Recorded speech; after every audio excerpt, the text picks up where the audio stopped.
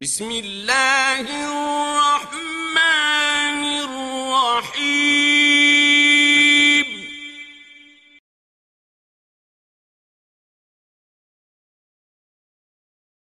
وَإِذَا لَقُوا الَّذِينَ آمَنُوا قَالُوا آمَنَّا، یہ جب مسلمانوں سے ملتے ہیں تو مسلمانوں سے کہتے ہیں آمنا، ہم بھی ایمان رکھتے ہیں۔ وَإِذَا خَلَا بَعْضُهُمْ إِلَى بَعْضٍ، اور جب آپس میں ایک دوسرے سے تنہائی میں ملتے ہیں، قالوا تو کہتے ہیں أَتُحَدِّثُونَهُمْ بِمَا فَتَحَ اللَّهُ عَلَيْكُمْ لِيُحَاجُّوكُمْ بِهِ عِنْدَ رَبِّكُمْ أَفَلَا تَعْقِلُونَ۔ کچھ اہل کتاب، کچھ یہودی جب مسلمانوں سے ملتے تھے تو وہ مسلمانوں سے اس چیز کا ذکر کرتے تھے کہ یہ ہماری کتاب میں، ہماری تورات میں، ہمارے مذہبی سورسز ہیں، ان میں رسول اللہ صلی اللہ علیہ وآلہ وسلم کا ذکر ہے، حضرت محمد کی آمد کی بشارت دی گئی ہے، اس قسم کی چیزوں کا وہ مسلمانوں کے ساتھ ذکر کرتے تھے۔ اور جب ان کے سرکردہ رہنماؤں کو پتہ چلتا تھا کہ ہمارے بعض پیروکار، ہمارے بعض لوگ مسلمانوں کو تورات کے یہ حقائق اور تورات کی یہ بشارتیں بتاتے ہیں، تو وہ ان کو اپنے پاس بلا کر ان کی سرزنش کرتے تھے اور انہیں کہتے تھے أَتُحَدِّثُونَهُمْ بِمَا فَتَحَ اللَّهُ لَكُمْ، کیا تم ان مسلمانوں کو وہ باتیں بتاتے ہو جو اللہ نے تمہارے لیے کھولی ہیں، لِيُحَاجُّوكُمْ بِهِ عِنْدَ رَبِّكُمْ، اس لیے بتاتے ہو کہ کل اللہ تعالیٰ کی بارگاہ میں جب پیشی ہو یہ ان باتوں کو حجت بنا کر تمہارے خلاف پیش کریں۔ افلا تعقلون، تمہیں عقل نہیں ہے؟ تو یہ جو رہنما تھے ان کے، وہ اپنے سادہ لو یا سمجھ لیجئے کہ با ایمان لوگوں کو اس طرح سے سرزنش کرتے تھے کہ کیوں بتاتے ہو مسلمانوں کو ان بشارتوں کے بارے میں جو اللہ نے تمہیں بتا رکھی ہیں۔ اب ان کے اس رویے پر اللہ تعالیٰ تبصرہ کرتے ہوئے فرما رہا ہے أَوَلَا يَعْلَمُونَ أَنَّ اللَّهَ يَعْلَمُ مَا يُسِرُّونَ وَمَا يُعْلِنُونَ، کیا انہیں اس بات کا علم نہیں ہے کہ جو چیزیں یہ چھپاتے ہیں اور جن چیزوں کو یہ ظاہر کرتے ہیں اللہ تعالیٰ سب کا علم رکھتا ہے۔ اگر مسلمانوں کو نہ بتایا جائے کہ تورات میں رسول اللہ کی آمد کی بشارت دی گئی ہے اور مسلمان قیامت کے دن اس کو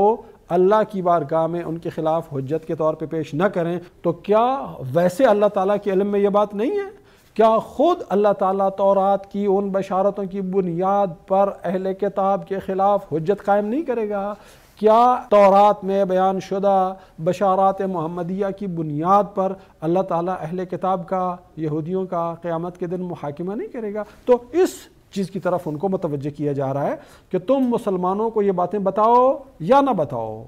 اور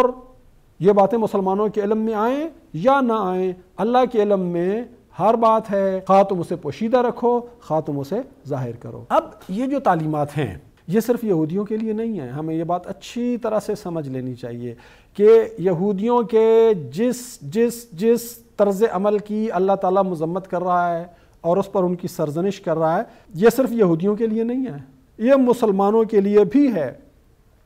اور بنیادی طور پر انسان کو متقی بنانے کے لیے، بنیادی طور پر انسان کو اللہ تعالیٰ کی راہ پر ثابت قدم رکھنے کے لیے ضروری ہے کہ انسان کو اس بات کا علم ہو، انسان کو اس بات کا یقین ہو کہ اس کی کوئی بات، اس کا کوئی عمل اللہ تعالیٰ سے پوشیدہ نہیں رہ سکتا۔ پہلے اللہ تعالیٰ نے کیا فرمایا؟ وَمَا اللَّهُ بِغَافِلٍ عَمَّا تَعْمَلُونَ، آیت نمبر 74 میں، کہ جو کچھ تم کرتے ہو اللہ تعالیٰ اس سے غافل نہیں ہے۔ ظاہری اعمال کے بارے میں بات ہو رہی ہے۔ اب یہاں بات ہو رہی ہے آیت نمبر 77 میں کہ تم کسی چیز کو اپنے دل میں چھپائے رکھو یا اپنی زبان سے اس کا اظہار کرو یا اپنے عمل سے اس کا اظہار کرو، سب کچھ اللہ جانتا ہے۔ تو اگر کسی انسان کو اس بات کا یقین ہو جائے کہ اس کی کوئی چیز اللہ تعالیٰ سے پوشیدہ نہیں ہے، اس کی کوئی بات اللہ تعالیٰ سے مخفی نہیں ہے، تو وہ کبھی بھی اللہ تعالیٰ کے راستے سے انحراف نہیں کرے، وہ کبھی بھی جانتے بوجھتے اللہ تعالیٰ کے احکامات کی نافرمانی نہ کرے۔ تو یہ بات جس طرح سے یہودیوں کے لیے اہم ہے اسی طرح سے مسلمانوں کے لیے بھی اہم ہے، ہر اس شخص کے لیے اہم ہے جو اللہ تعالیٰ کی بندگی کے راستے پر چلنے کا خواہش مند ہے۔ وَمِنْهُمْ أُمِّيُّونَ، اور اہل کتاب میں سے کچھ لوگ ہیں امی، لا یعلمون الکتاب، جو کتاب کا علم نہیں رکھتے، اللہ کی کتاب کا علم نہیں رکھتے۔ امی کے معنی یہاں پر ان پڑھ نہیں ہے، بلکہ یہاں پر امی کا مطلب یہ ہے کہ وہ اللہ تعالیٰ کی کتاب سے جاہل ہیں، اللہ تعالیٰ کی کتاب سے ناآشنا ہیں، وہ نہیں جانتے کہ اللہ تعالیٰ کی کتاب میں کیا لکھا ہوا ہے۔ مسلمانوں کی بھی بھاری اکثریت کا یہی حال ہے، یا تو قرآن شریف پڑھا ہوا نہیں ہے، پڑھا ہوا ہے تو صرف عربی پڑھی ہوئی ہے، ترجمے سے کوئی آشنائی نہیں ہے، اور اگر کسی نے ترجمہ بھی پڑھ لیا ہے تو ظاہری سطحی سا ترجمہ،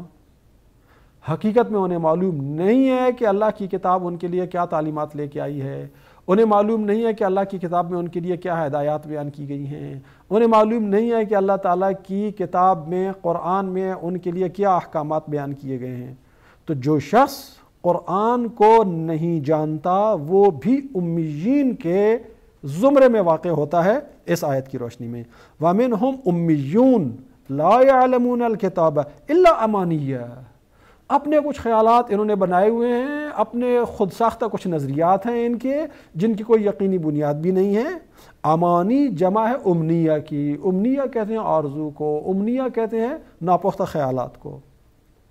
تو اپنے خیالات ہیں، اور یہ اپنے خیالات کو اللہ کی کتاب سمجھے بیٹھے ہیں، اور اللہ تعالیٰ کی کتاب کو وہ جانتے نہیں ہیں، اللہ تعالیٰ کی کتاب کو کوئی علم نہیں رکھتے۔ وَإِنْهُمْ إِلَّا يَظُنُّونَ، اور یہ صرف ظن اور گمان سے کام لیتے ہیں۔ انسان کی جو ذہنی کیفیت ہے یا وہ یقین کی کیفیت ہوگی کہ انسان کو کسی چیز کا یقین حاصل ہے، اور اگر یقین حاصل نہیں ہے تو اس سے نیچے پھر ظن کی کیفیت آ جاتی ہے، گمان کی کیفیت آ جاتی ہے، اور اس سے بھی نیچے چلے جائے تو شک والی کیفیت آ جاتی ہے۔ اللہ تعالیٰ یہ فرماتا ہے کہ ان میں سے اکثریت کے پاس اللہ کی کتاب کا علم نہیں ہے، اپنے کچھ خیالات کو انہوں نے حق سمجھ رکھا ہے، اور ان کے پاس کوئی یقینی دلیل بھی نہیں ہے، صرف ظن اور گمان سے یہ لوگ کام لے رہے ہیں۔